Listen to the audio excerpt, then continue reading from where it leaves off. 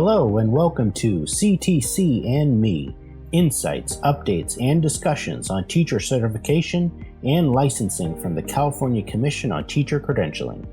I am Michael Gaby-Gross from the Certification Division of the Commission on Teacher Credentialing.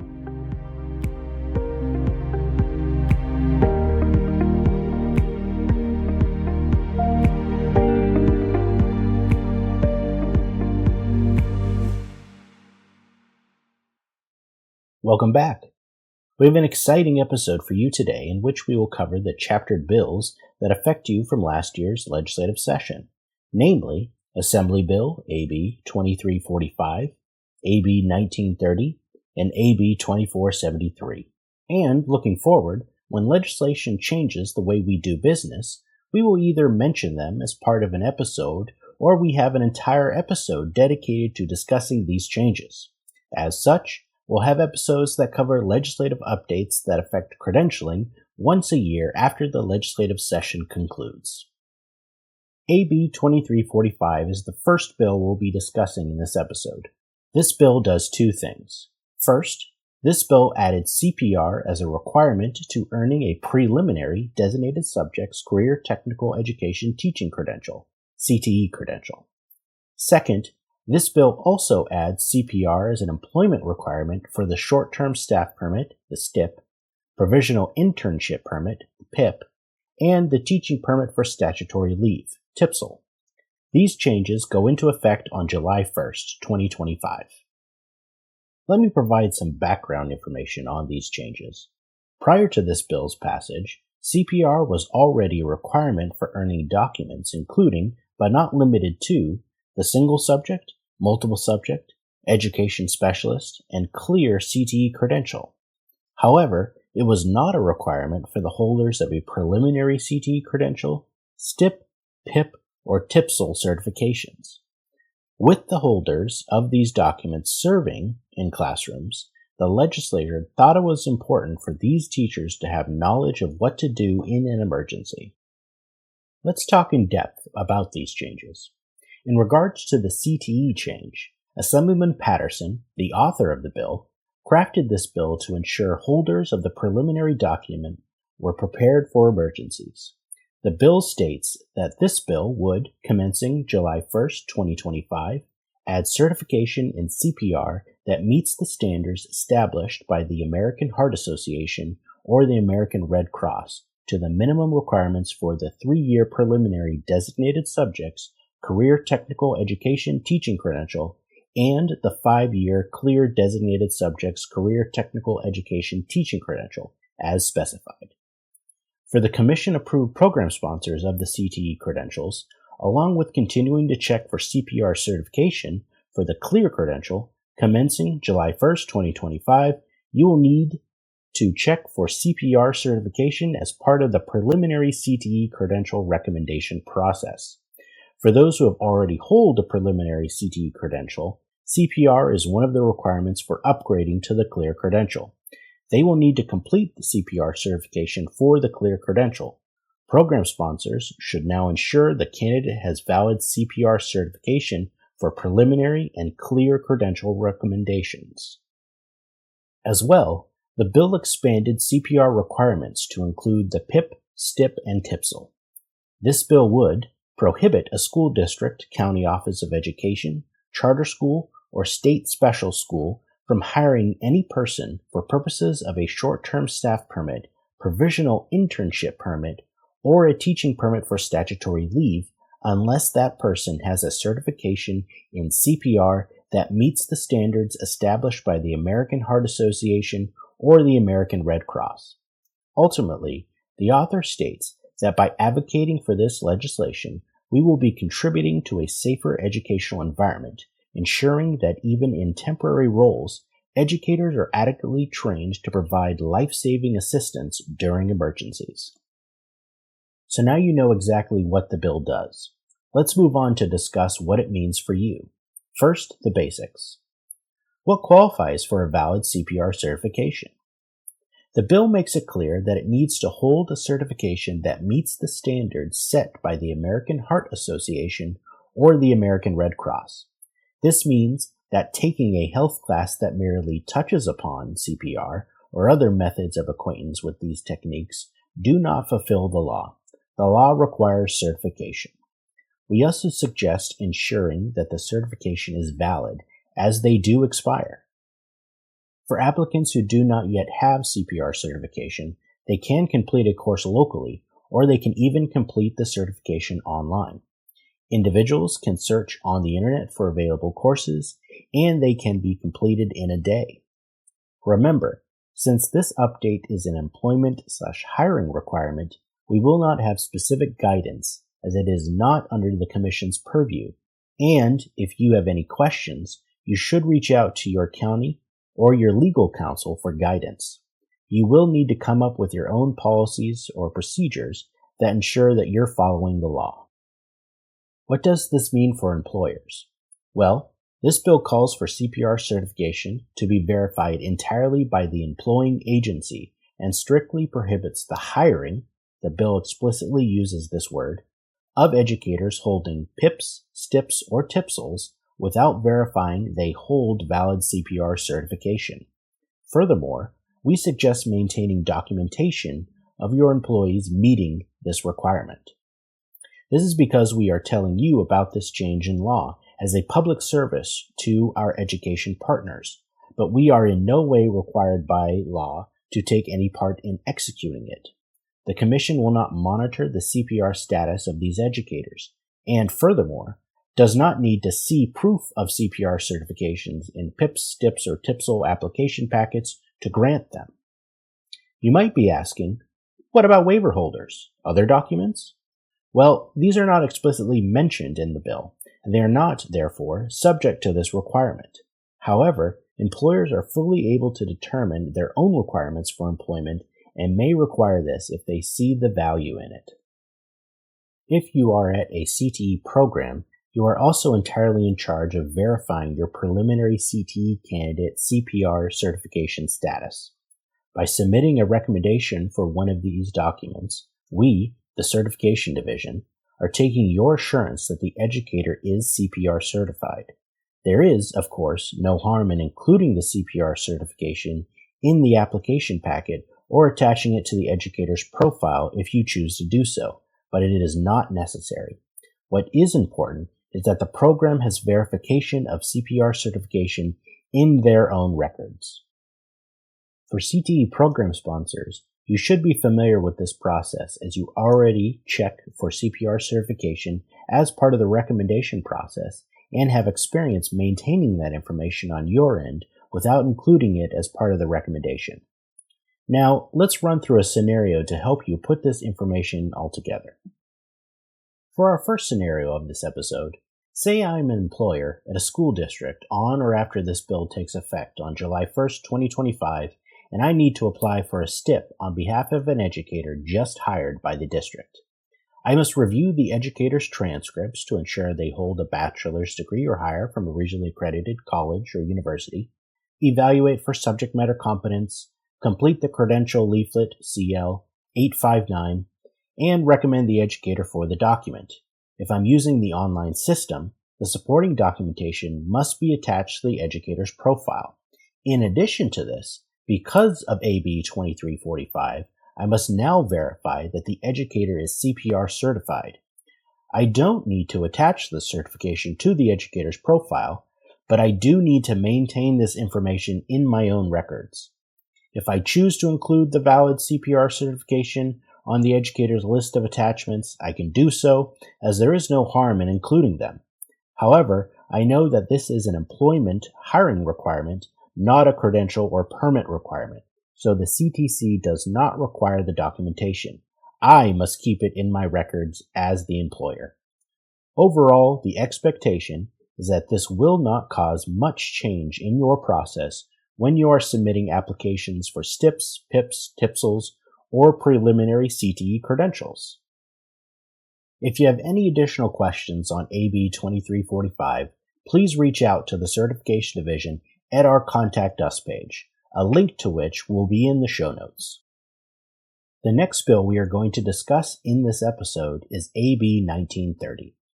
This bill creates a change in the renewal requirements for the Child Development Associate Teacher Permit.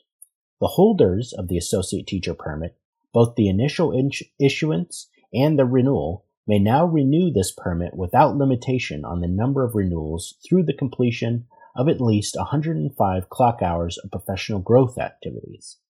Its renewal requirements are now aligned with all other child development permits.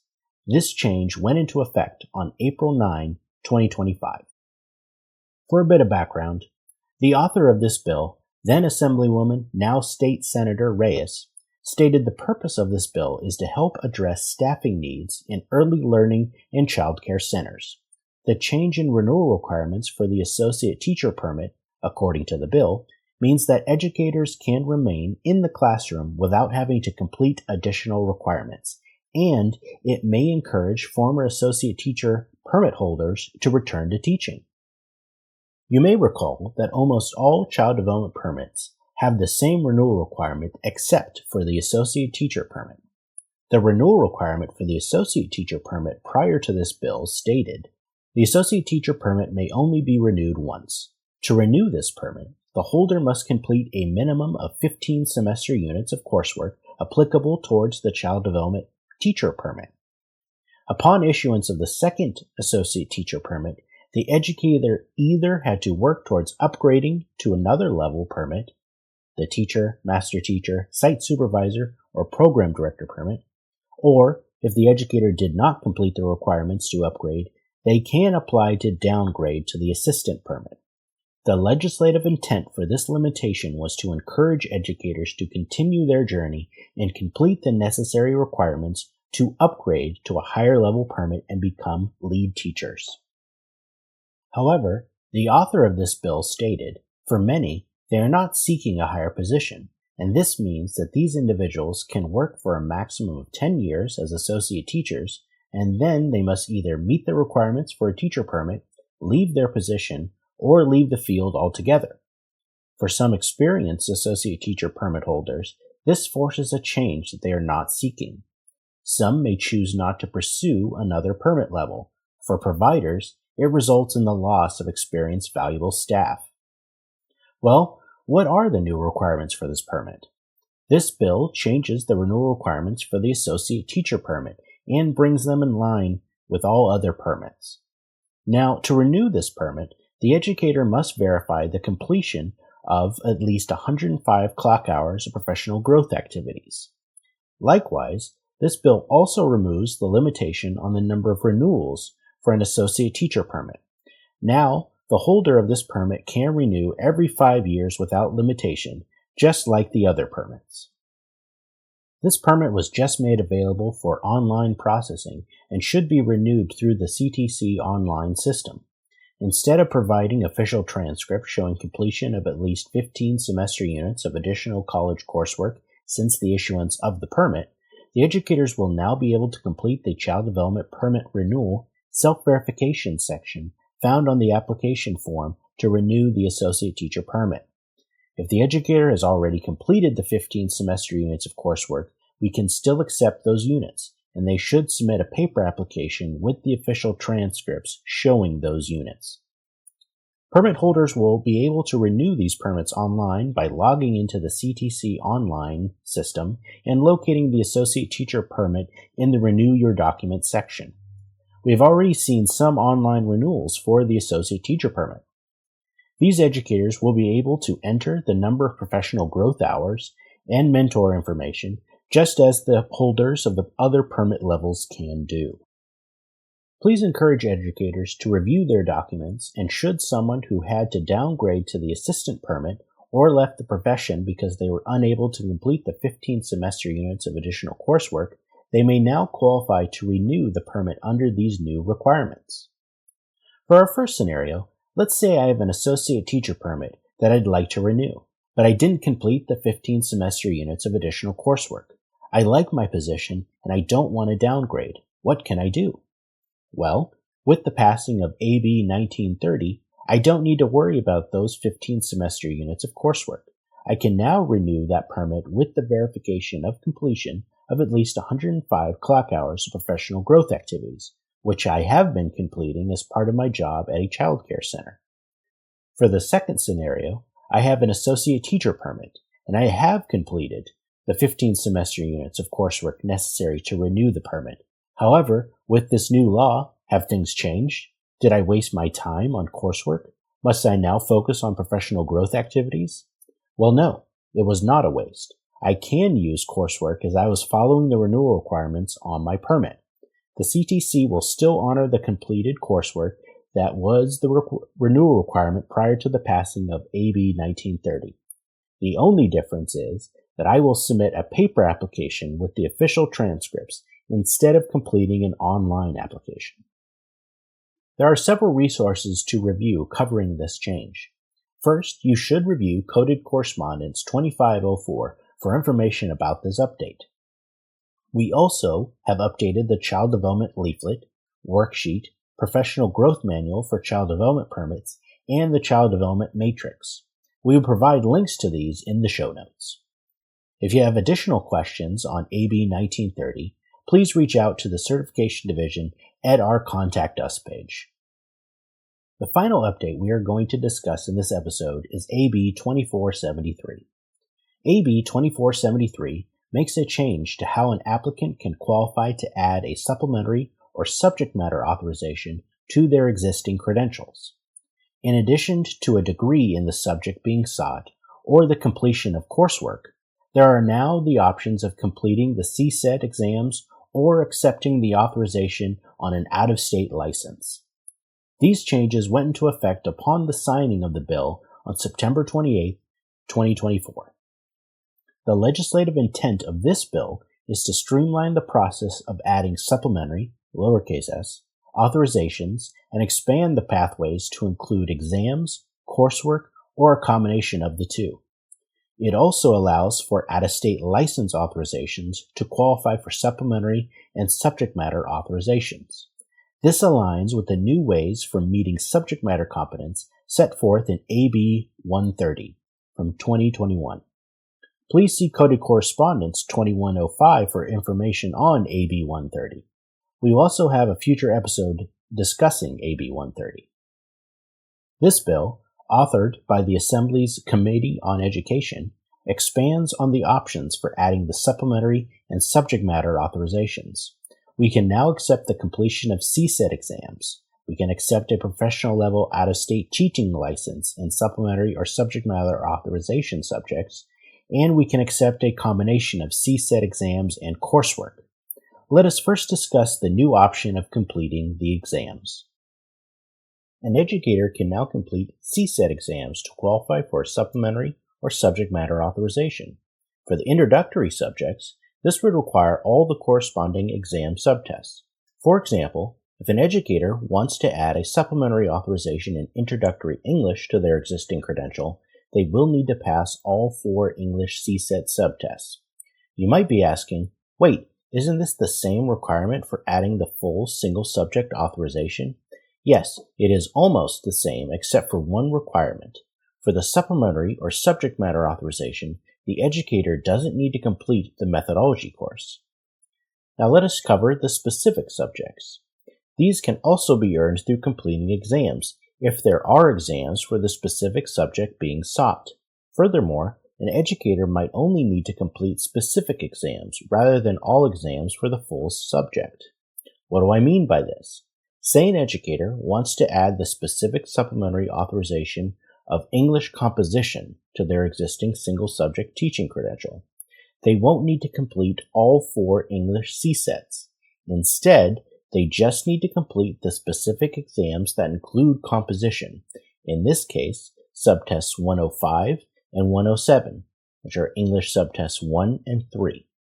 Another example, they want to add just U.S. government and U.S. civics. They just need to complete social science subtest 3, which is 116. This is the same for subject matter authorizations. For subjects that do not have exams or are not covered by specific subtests like sociology, graphic arts, electronics, etc., these cannot be added by completing exams. We included appendices on Coded Correspondence 2503 and the leaflets for these authorizations, which will be linked in the show notes. There, you will see the exams for each subject. If you or an applicant has a question on what specific exam or exams are required for a subject, the appendices will provide guidance.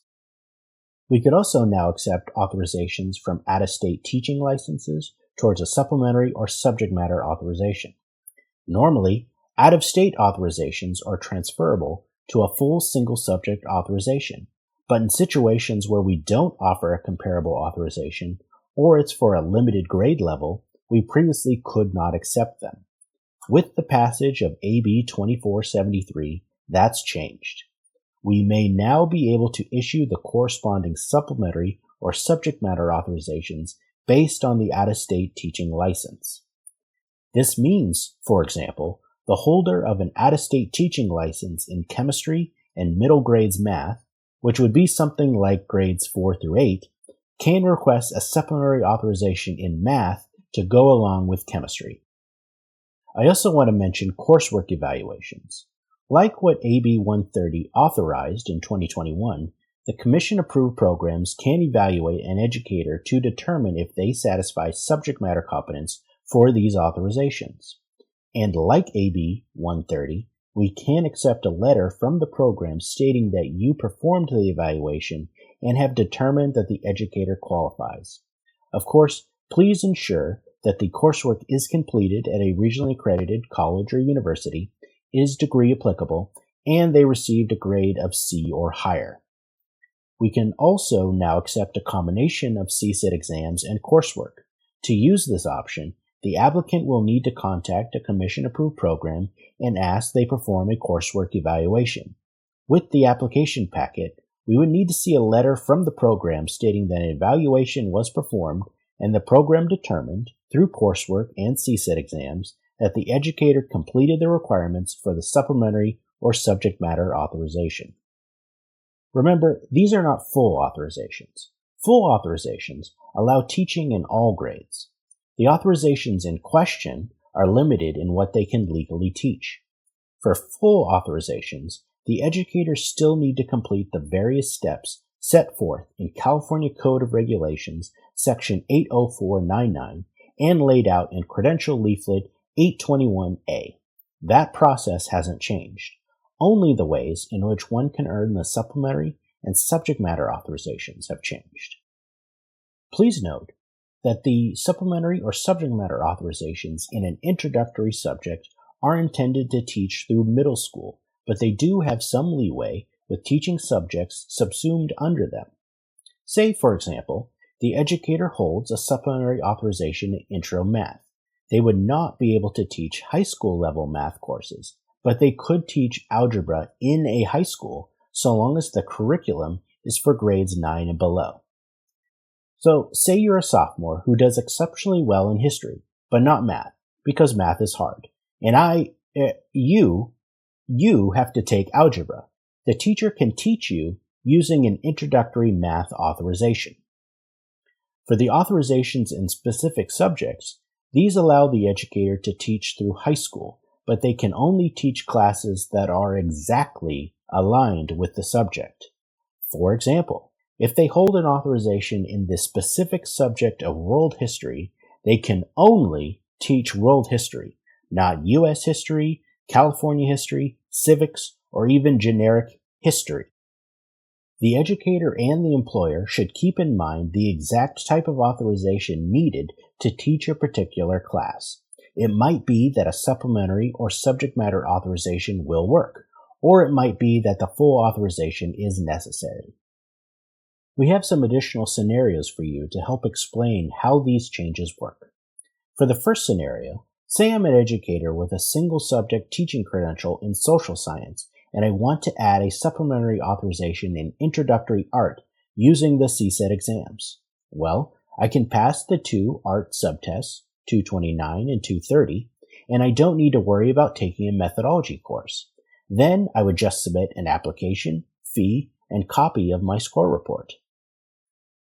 For the second scenario, say I'm an out-of-state prepared educator with an elementary education authorization and a middle grade science authorization, and I would like to transfer over both. Well, We know that the elementary education works for the multiple subject teaching credential. For science, prior to this bill, my only option would be to submit transcripts showing the completion of at least 20 semester units of science coursework. Now, however, I can request the authorization of science based on the presence of my science authorization on my license. When completing the online application, I will check the boxes for multiple subject and supplementary authorization. I will then indicate the subject of science for the supplementary authorization. For a third scenario, I'm looking to add a supplementary authorization in physical education to my credential, and I want to use a combination of CSET exams and coursework. Say I passed CSET Subtest 1 for PE, and now I want to use coursework for the rest. How do I do this? I will need an evaluation from a commission-approved program. I can reach out to my district, county office, or even a California university to see if they are willing to perform the evaluation of my transcripts.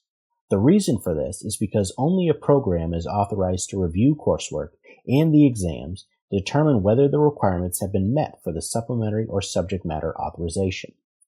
As mentioned previously, you want to review Coded Correspondence 2105 as it was AB 130 that made this exam and coursework combination possible.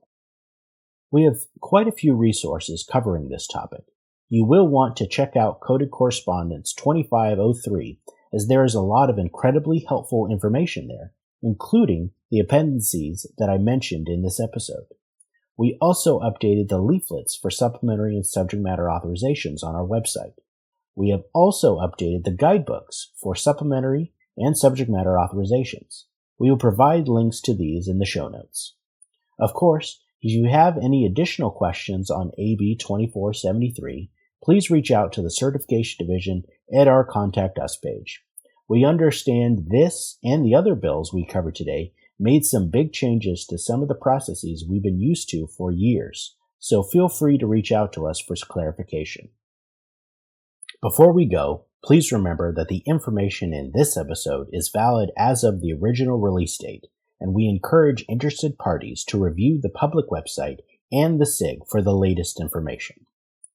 You have been listening to CTC and ME, insights, updates, and discussions on teacher certification and licensing from the California Commission on Teacher Credentialing. I am Michael Gaby Gross. We hope to see you next time. Thanks for listening.